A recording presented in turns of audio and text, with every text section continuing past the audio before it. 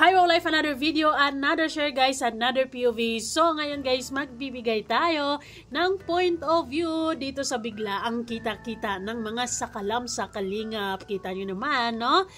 Si Meredith, if I'm not mistaken, of course si Carla, kilalang kilala natin yan. And syempre si Langga Rachel, o diba? Pero syempre bago ang lahat, don't forget to support and subscribe Kuya Val Santos Matubang at na vlog Kalingap, Rob Royal Malalag, Rachel Morales vlog at sa lahat ng Team Kalingap. Siyempre, isama nyo na sa suporta ang Team Roel. So, guys, napasaya naman ako ng very light dito sa picture nila nga tatlo. Kasi, I think this is their first encounter ever, no? Lalo na si Carla, si Rachel, at si Meredith. Kasi ito yun sila, mga bagong Kalingap Angels to eh. Except kay, kay Dara, kay Joy, or dati yung si Erika, yung sino pa yon. Pero ito mga bago kasi to, and sila yung mga sakalam dito sa Kalingap ngayon, no, diba? Ang gaganda, si simple lang pero ang lakas, no? So, hopefully, while pinapanood ko lang yung picture nila kahapon, napag-isip-isip ko lang naman na bagay din siguro or masaya din siguro kapag magkaroon sila ng collab, no? Ay, kasi si Rachel naman, kung iisipin lang natin yung mga positibong bagay, hindi lang yung puro negative yung nakikita sa kanya, talagang she is a inspiration talaga. Lalo na yung mga Kalingap Angels ngayon. Sabi nga ni Kalingap Rob, ang mga beneficiaries niya ay hindi, kailangan gusto din yung magiging successful, hindi yung aasa lang sa kung anong ibigay ng Kalingap. Gusto din niya gumawa ng sariling diskarte.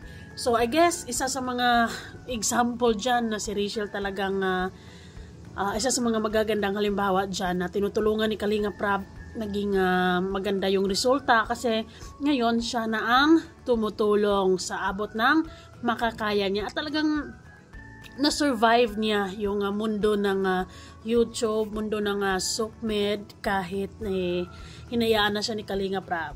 Siguro kasi naisip ni Kalingap Rob noon na kaya mo na yan Rachel, I believe in you. At nakikita ni Kalingap Rob kung gaano kaganda yung resulta ng isa sa mga obra niya, isa sa mga 'di ba, kasi siya naman yung nagawa ng Rochelle talaga, no? Pinakilala niya ang isa't isa at nag-click at ngayon ay sikat and tinatangkilik pa din ng mga tao. So hopefully lahat ng mga Kalingap Angels ni Kalingap Rob, kung darating yung time na sabihin ni Kalingap Rob na i-let go na niya or makikitaan na niya na kaya na, sana yung tipong talagang katulad din ni Rachel na marunong dumiskarte, marunong gumawa ng sariling paraan, ganon. Kasi yun naman yung kakahantungan ng lahat, di ba? Meron at merong magkakaroon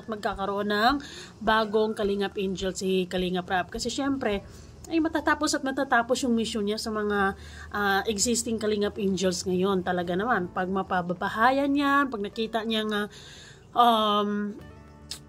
nag-earn na or baka after ay pwede nang gumawa ng sariling channel at doon na, yun na yung sa pagkakakitaan nila kung sakali man, diba? Tapos ayun, pwede na silang magkukulab-kulab, magkita-kita every weekends kasi lahat naman sila mga estudyante din. So ay pare-pareha silang mga busy sa life. So every weekends lang talaga ang may free time or depende kung bakasyon, no? Masaya din siguro.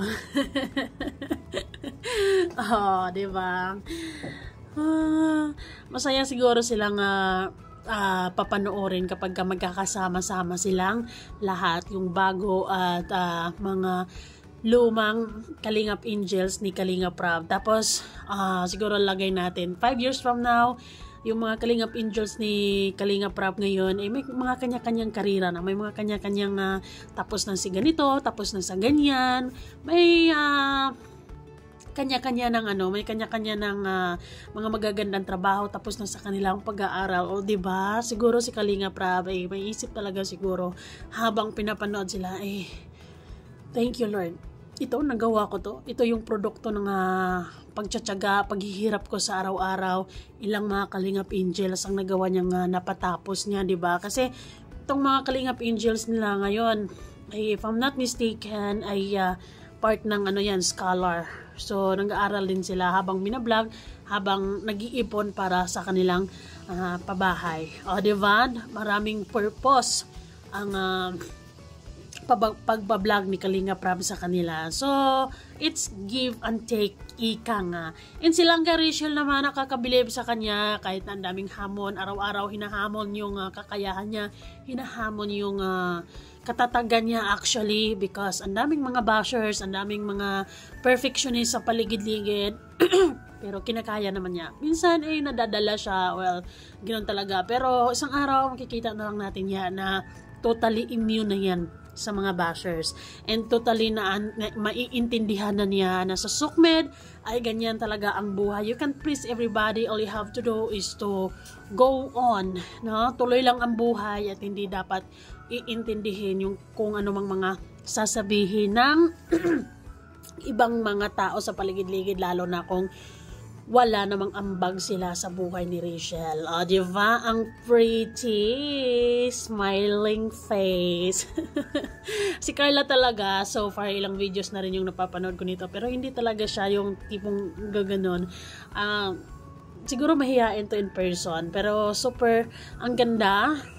And day by day naman parang nag-i-improve na din yung niya, nag-i-improve na din yung pag binablog siya ay nakipagkulitan na rin, marunong, hindi katulad dati na talagang super mahihain. And totally we understood it, na hopefully they'll have a bonding one day. Masayang panoorin yun kapag talagang nakikita natin silang magkakasama, nagkakasundo, nagsusuportahan, no? Walang mabubuong mga negatibong assumptions sa labas sa mga fans, no?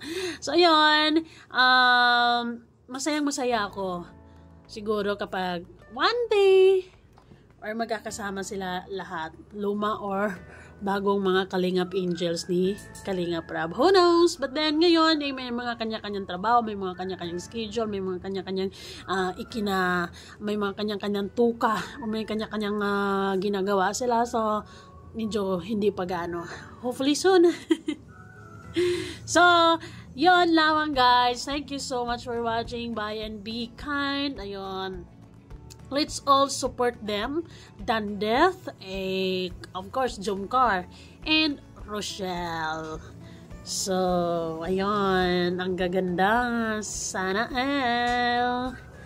ang pretty. Ang puti ni Carla, no?